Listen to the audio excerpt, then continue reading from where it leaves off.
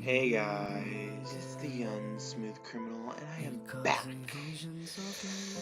Yeah, by the title, you probably know exactly what's going on. So, hi Leo, yeah, hi.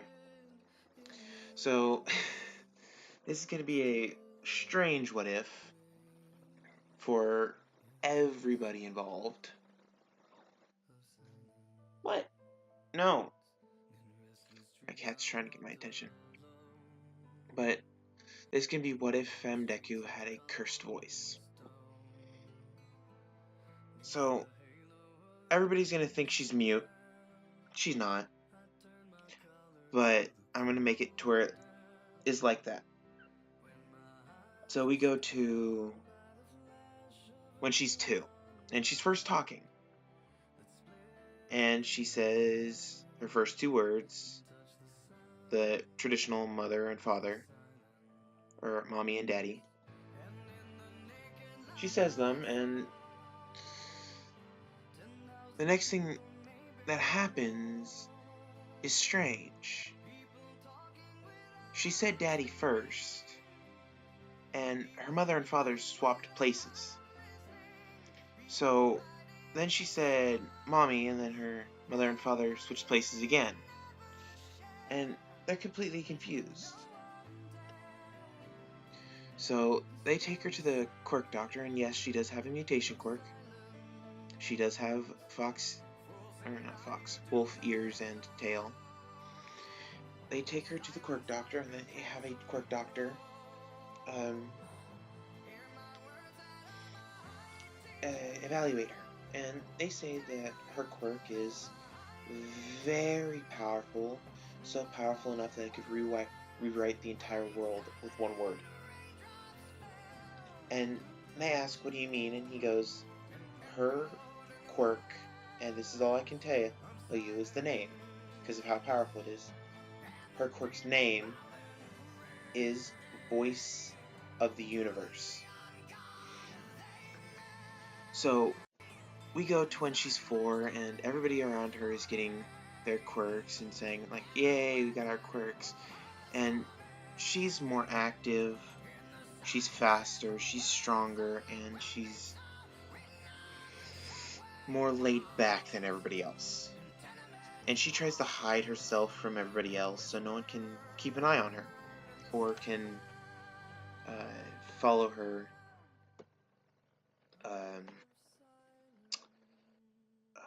just follow her whatsoever. So she hides constantly so no one can find her or no one can notice her.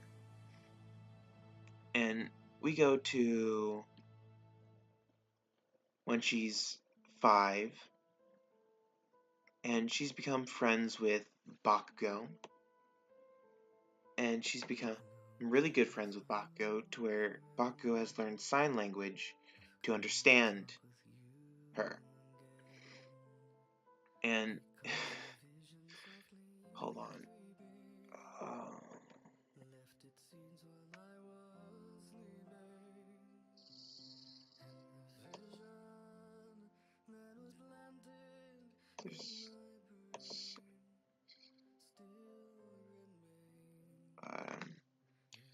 So she is.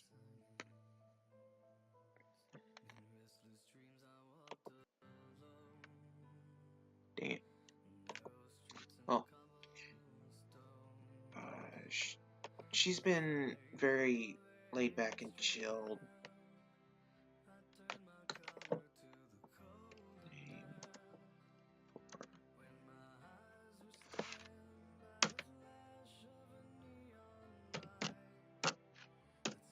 So she's been laid back and chill, and she said a few words when she was younger to help with her not having to speak. She said, I wish I had an aura to calm people down. And she could speak perfectly fine. She could speak full sentences super intelligently, but she acts mute. all the time. Because of the repercussions if she speaks too much or speaks certain phrases, she could do terrible things. So she just tries to hide herself, and there's a group that bullies her constantly, and they only bully her because of, well, her being mute, self-imposed mute. And one thing to help with the bullies is she learned magic, like little magic tricks, like card tricks and other kind of tricks.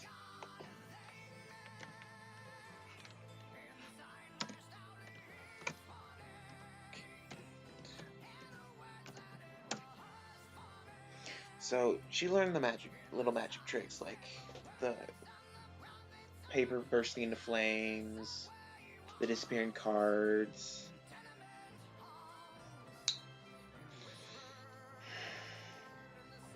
I'm trying to get a name for my Discord right now. And caffeine. I know you like coffee, but no coffee names. No coffee names. I'm sorry. So every time that, because she has to move constantly. She has to move constantly because people are either making her yell out in pain and it traumatizes them, or she is doing so many different things at once as she accidentally speaks.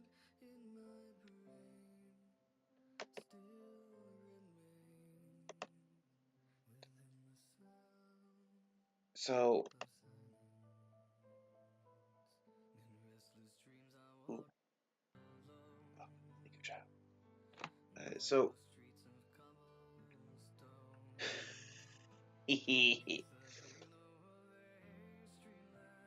she's been just put in a room by her parents because they're scared of her. They're absolutely terrified of her because of her power. So she's been put in a room, and the only time she can come out is when there's school. And her parents are like, yeah, we can't deal with her. So let's try something. So they go as far into the abuse without actually having it become abuse as possible. So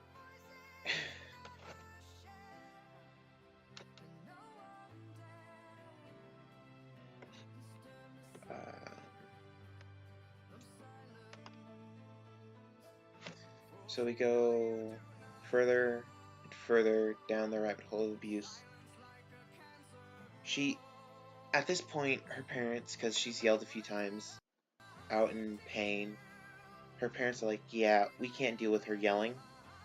So they literally gave her a muzzle. And you could see the muzzle on the screen. So she got a muzzle like the one in the black and white picture. And when she's 10, this is going to be a very, very, very gruesome scene. But the muzzle slips. And she accidentally whispered something. She was thinking it out loud. And it's like when you're thinking out loud on accident once in a while. And she said, I wish you would just die. And both of her parents pulled a I don't feel so good, Mr. Stark. So her parents are now dead. Well, not actually dead, but they're wished away.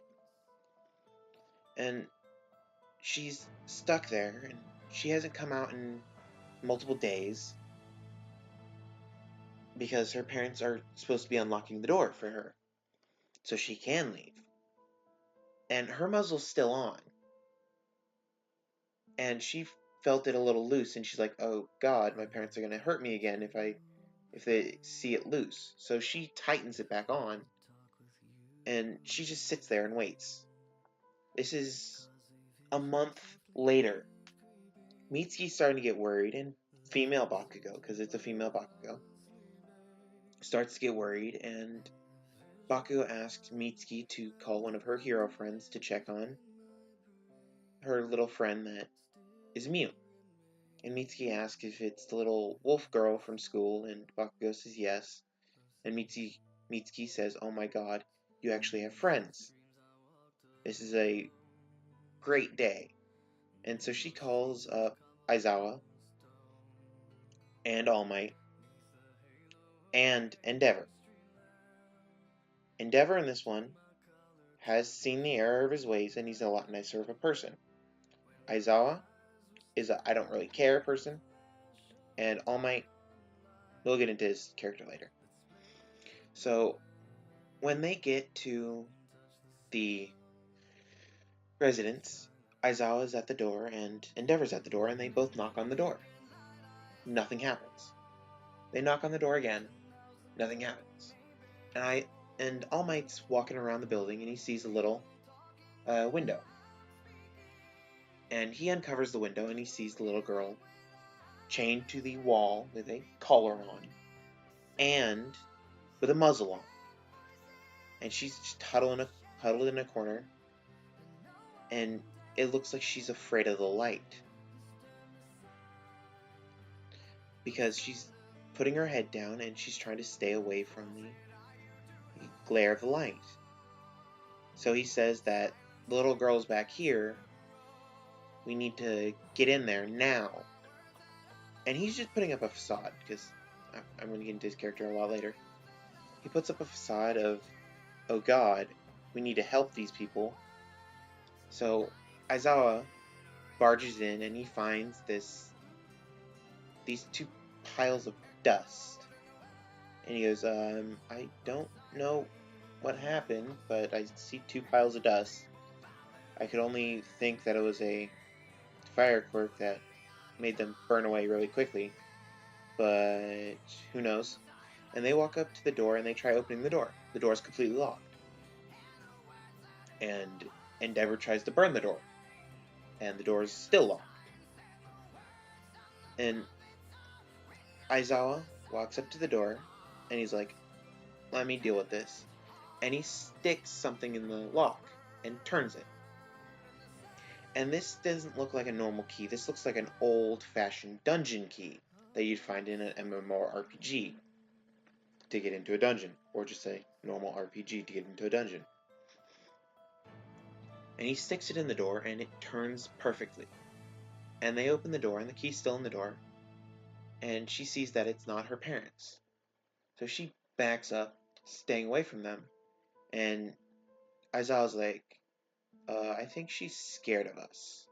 And Endeavor sees this and goes, "Oh God." And he pulls out his phone, and he calls his wife, Ray. And he says, "I need your help. There's a child that I think is scared of men, so I would like your help with getting her out of the basement, and hopefully we can get her into a home where she can feel safe." And she goes, "Sure, I'll get there as quickly as possible." And she finally arrives after like 10-20 minutes, and she walks into the basement, and yes, it is a basement, a very deep, dark basement. And she sees the little girl huddled in the corner with rags on, basically, and a muzzle. And Ray walks over and calmly talks to the little girl. And the little girl, with the muzzle still on, Ray tries to reach for the muzzle, and the little girl flinches back because she's never supposed to take off the muzzle. And she starts flying through sign language and trying to tell Ray to don't touch the muzzle. It's for your own safety. And Ray, knowing that this is sign language, can't read it, so she pulls out her phone and says, "We need your help. I'm going to put on a video, and you will do sign language with a little girl that we have some trouble talking to." So she puts the phone right in front of the little girl's face with the darkness, with it as dark as possible, while still seeing. And the little girl sees that the person is signing something, and she signs back, "Where are my parents?" And Ray asks the person on the phone to ask if she can understand words. And she just nods and signs back, "I'm mute, not deaf." And the girl on the woman on the phone says that she said she's mute, not deaf. And Ray goes, "Okay, so we need you here so you can conversate with her easier." And she goes, "I'm on my way." 10 minutes later, and the little girl looks skinny. She's 10 at this point. She's skinny. And everybody's like, what is happening to this little girl? Every time we get close, she flinches and she starts to cry because whenever someone gets close, she thinks that she's about to get hit. And the girl on the phone is at the other end of the basement at the door, and she starts signing slowly, and the little girl's calming down because the emotions in the room are calm and not overflowing with anger or hatred. So we go to, after an hour of this woman talking with this little girl, we finally see her face when she turns back to Aizawa and All Might and says, well, she's terrified of everybody except for people with white and blonde hair. And they go, "Why white and blonde hair?" And she goes, well, she was willing to open up, but very, very skeptical about us knowing what she knows, because her aunt has white hair and her best friend has blonde hair. So white and blonde hair she feels comfortable with. And she forcefully mutes herself because of her quirk. That's all I could learn. That's all I know for right now. We need to find her aunt and her best friend so we can get her out of this dungeon. And they go, I got a call from one of my lawyer friends. Her name is Mitsuki Bakugo. And she said that one of her friends has a child that may be in trouble. So let me call her. And so he calls Mitsuki and little Bakugo, Kasuki. I'm changing her name to Kasuki from now on. I'm too tired of making names for Bakugo. And she's like, okay, now that she's coming, she walks back down and starts trying to calm the little girl down a little bit more. Because the little girl is still freaking out, like, where's my parents? Where are my parents? Where are my parents? And then her mouth starts to open slightly. And Aizawa walks in and sees that her mouth starts to open, and his eyes glow red, because he says, I heard that you said she's mute on purpose, so I kind of put it together that her quirk revolves around her voice. And she was about to mumble something, and her vocal cords just stopped working. So nothing comes out except air, but she still said something with her lips. And Aizawa, being a good rip leader, I'm not very good at speaking. It's a good rip leader. Great. Good lip reader says, so that's it. And he tells Midnight and says, well, she's not scared of anybody. She's scared of herself. That's why she doesn't want anybody near her, because her parents did hurt her, and whenever she speaks, it's her quirk. She can't actually speak. So she was technically born mute, and I forgot what the technical term is for it.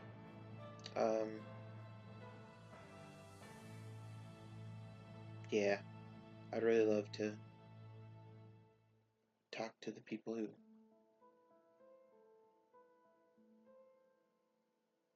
make up these weird scientific names, because they're really hard to say, especially for average people.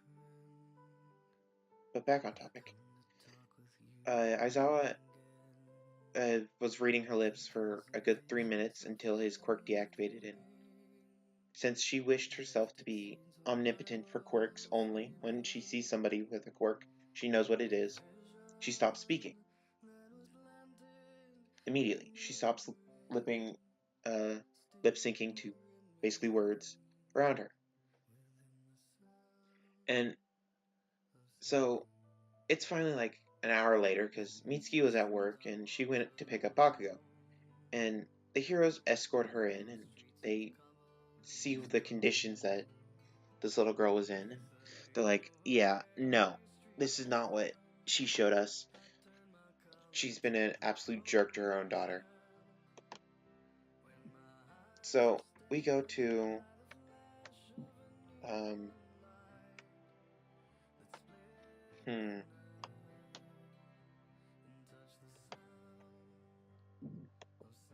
um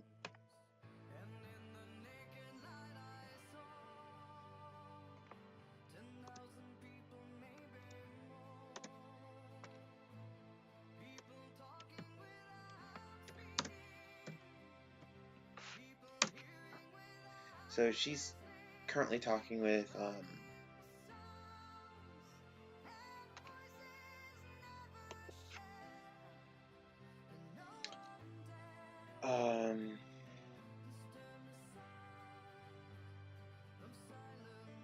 the heroes. Mitsuki's currently talking with the heroes about how everything was an allusion to her and Bakugo. So Bakugo is currently huddled in the corner with little Deku, and she's hugging her and comforting her. After a few days of finally getting her to eat without the muzzle, Aizawa walks in with his quirk active on her, and he tells her that she can talk with this on. And he hands her a quirk canceling collar. And he says if you don't want to wear this collar, that cancels your quirk, which also stops you from using your vocal cords, you can use this. And he hands her a muzzle. And he says that we prefer you not to use a muzzle though, but to use a quirk canceling collar. And she grabs the collar and muzzle. And she puts both of them on, and she takes off the old one, the old metal one, and the old leather one. It's now a metal muzzle, well, mostly metal, it has a few leather bits, and a metal collar with a little bit of leather so it doesn't completely destroy her neck from being too hard on it. So she's currently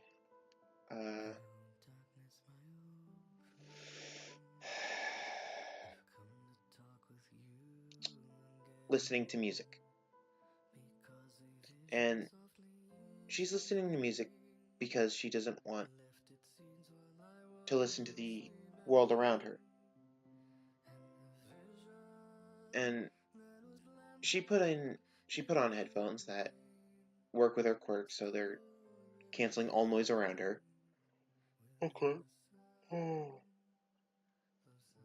my god. They're canceling all noises around her, and she's just been sitting back and hmm.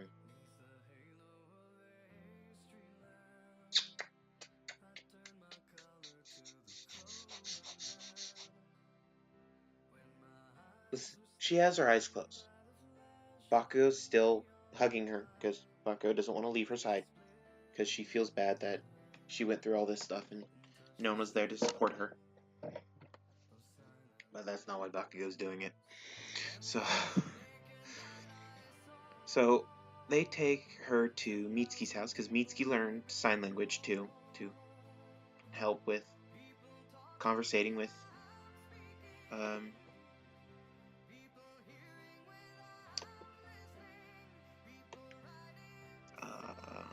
what was it? To help with um,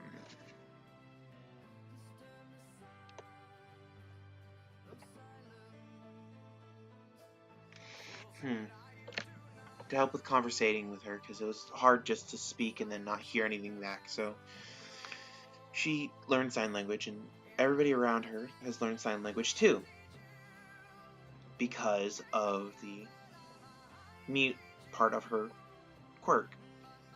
The teachers learned sign language, and the teachers knew about the abuse, but they couldn't do anything about it because they didn't have enough evidence. And we go to when she's 13. All the heroes around her have learned sign language, and they've gotten to know her really, really well. When she sees them outside of their hero clothes, she doesn't know who they are.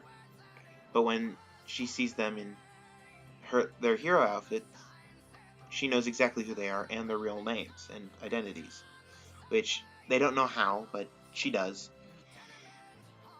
And they're completely confused about that. So they're like, yeah, we're gonna have to keep a really close eye on her.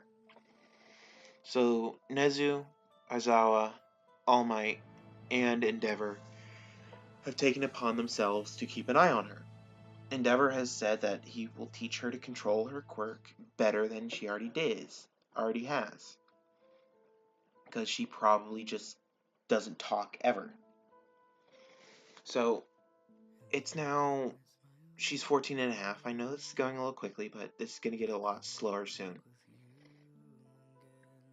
She has a little control, so she can do sounds without ruining people's mental state, like or she can yell in pain without hurting people's mental states, because whenever she made a sound that just has a emotion behind it, she would always break people's mental states around her for like 30 minutes.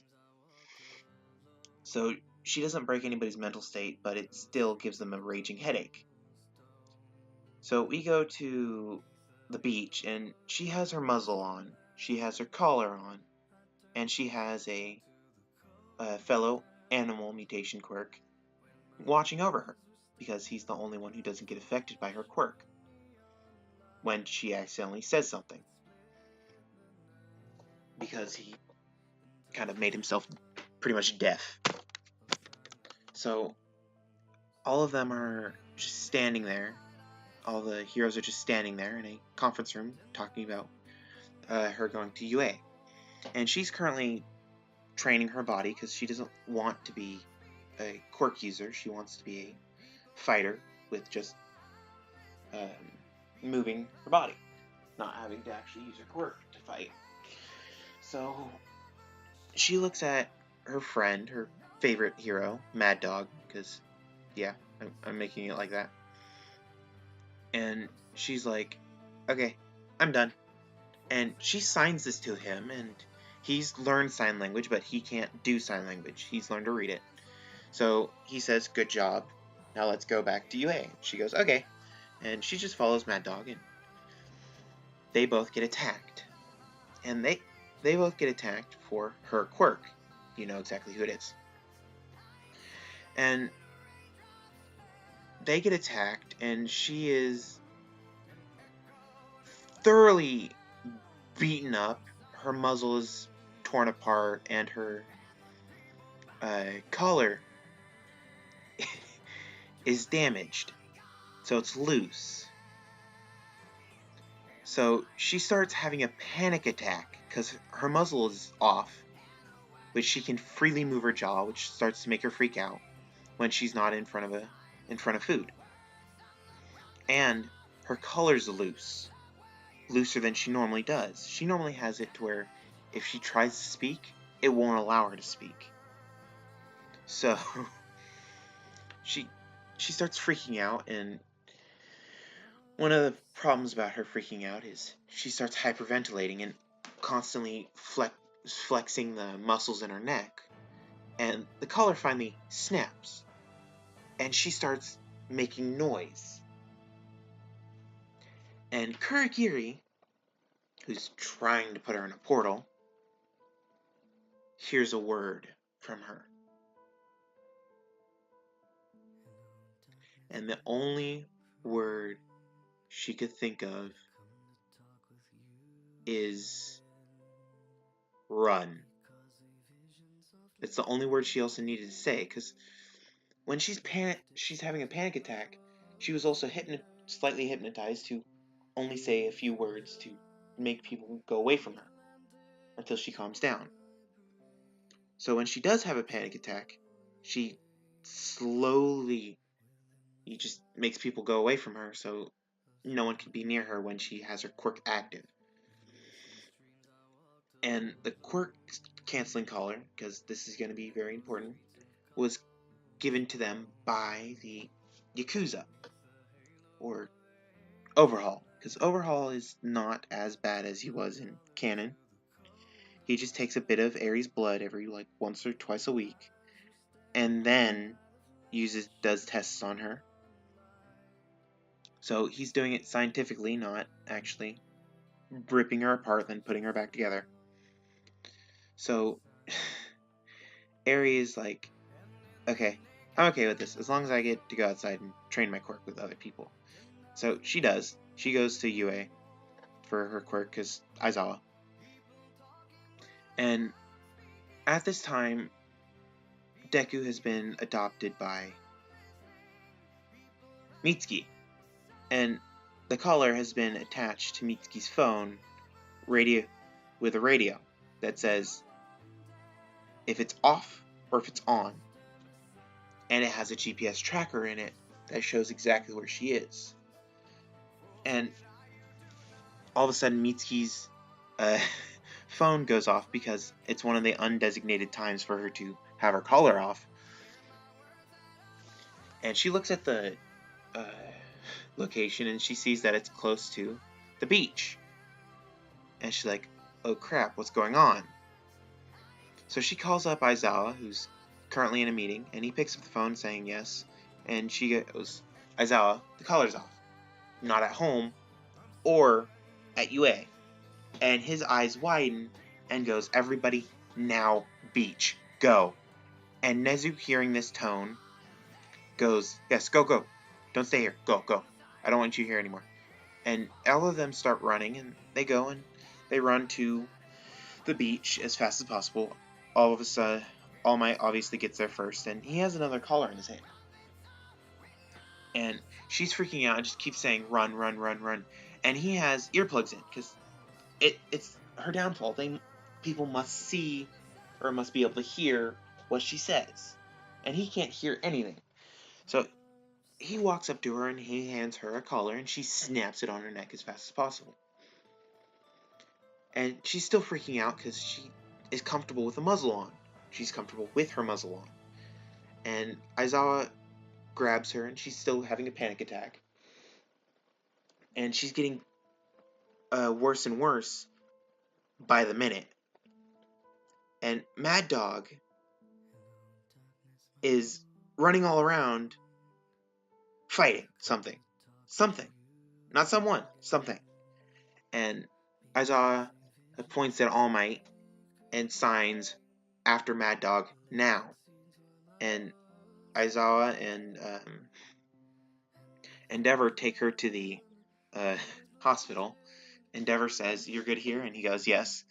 And he runs off to help All Might with the fight. Mad Dog is currently ripping apart a Nomu. Yes, it's gonna be a Nomu. And they easily defeat the Nomu. They see that this Nomu was being controlled by something. So they take it for analysis at the UA support course. And Powerloader's currently analyzing it. And we go to the entrance exams. And she's been taught, or she's been living the last month without a muzzle on. The first day she had a panic attack, and the only person that she was comfortable with was either Mitsuki or Bakugo. And Bakugo was there the entire time, so she was comfortable with Bakugo, and she didn't have a panic attack. But she did have one the next day, when both of them left, one for school and then the other for work. And Aizawa was there keeping an eye on her so they can get her away from using the muzzle. So after like 3-4 days, she didn't have panic attacks anymore, and it's now time for the entrance exams. She doesn't wear a muzzle anymore at all, and this is a less severe collar, to where if she speaks in whispers, it doesn't affect the quirk, and the quirk has no effect on people, but her voice does come out like it's coming through a siren, like Black Bolt. I think it's Black Bolt. Yeah, whereas whispers are able to destroy the world. I think it's Black Bolt from Marvel. Inhumans. Then we go to her at the practical exam, and she's signing away with Bakugo next to her, and Bakugo is asking different questions, and she just keeps signing different answers. And Ida walks up and says, "What are you doing? You're distracting people." And Bakugo goes, no, we're not. You're distracting people by talking to us. So can you go screw off? And Ida's like, "How dare you?" And she goes, "I don't care. Go away." And it starts, and they hear a whisper and something materializing in front of Deku. And they all look at what Deku materialized, and they saw a A12, it's a shotgun, a Russian, I think, shotgun. Yeah, it's Russian. It's a fully automatic shotgun with a, I think, 30 round drum, 30 round clip. I think it's 30 round. No, normal banana mag for it, which it is a banana mag. Or, no, it's not a banana mag. It's a normal straight clip. It has 12 rounds in it. I could be wrong, though. I don't know anything. I don't know very much about the A12, besides it being fully automatic and it's Russian made. So, she spawns one of them out of thin air just by her saying so. And Momo sees this and goes, "She has a creation quirk too?" And they see that this is not just any ordinary gun. This is a very powerful gun. So they just keep watching her, and it's maybe 10 minutes in, there's 5 minutes left, and they're all just still distracted with her, because if anybody's read the Naruto fanfic, Legacy, it's a really good one. I suggest you read it. I may be able to put the thing in the description, the link.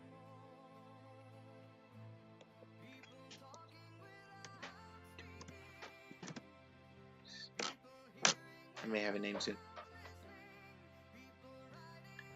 And they're all like, yeah. How she moves, and this is a little off topic again.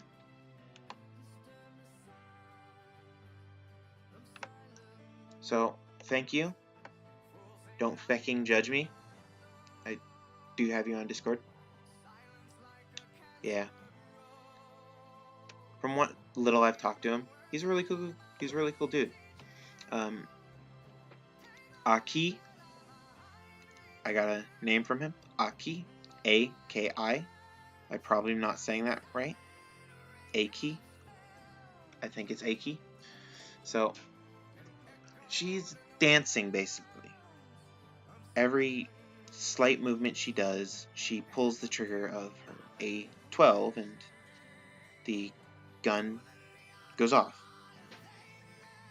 And it always hits its target because she's dancing through them like a animal in the jungle or a forest like a wolf would be.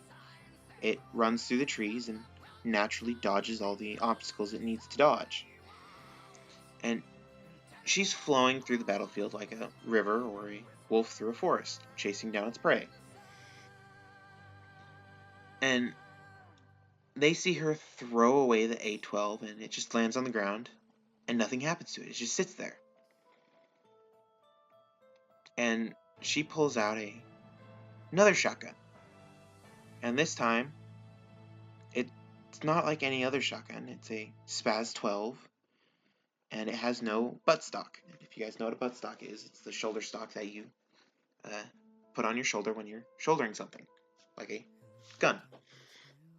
And she unloads the full clip of that into different robots. And she's like, huh, I only can summon one more gun before they say that I have too many guns. So how about this? A Winchester lever action. I think it's Winchester. Hold on. A lever action rifle. And so it summons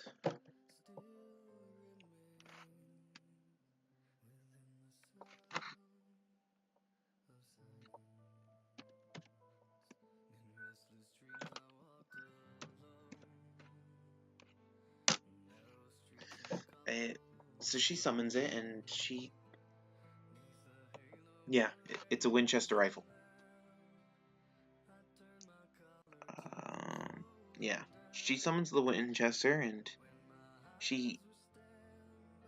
it's a bigger Winchester than what people normally think of, because the Golden Boy, and that is an actual Winchester. It's called the Golden Boy because it has gold plating on it. It's a 22 long rifle, and it shoots a 22 cartridge, 22 long rifle cartridge, and she summons one that shoots bigger rounds, and she's like, yeah, since I can customize anything, I'm gonna summon something special.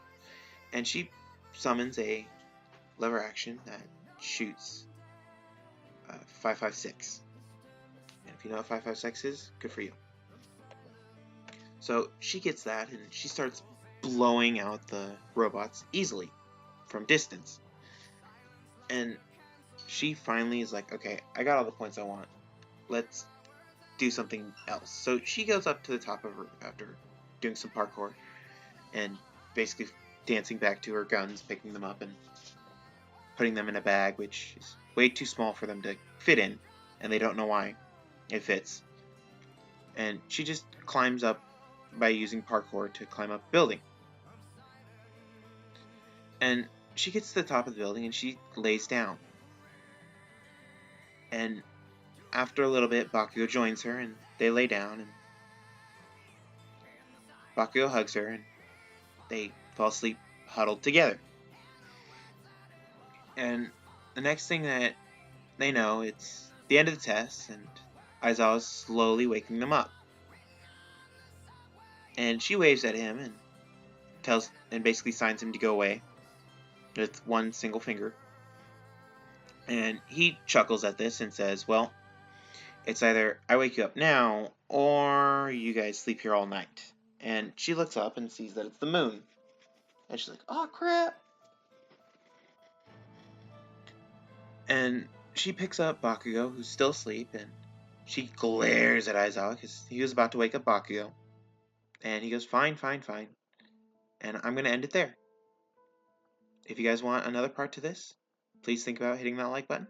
If I can get 50 to 100 likes on this video, 50 to 100 likes. Or if you guys want me to script this, give me 50 to 100 likes and 5 dislikes only. Any more dislikes than that, and I won't script it. 50 to 100 likes, and I will, or just tell me in the comments to script it. 50 to 100 likes. That's my goal to continue this series. Hopefully you guys enjoyed. Talk to you guys later.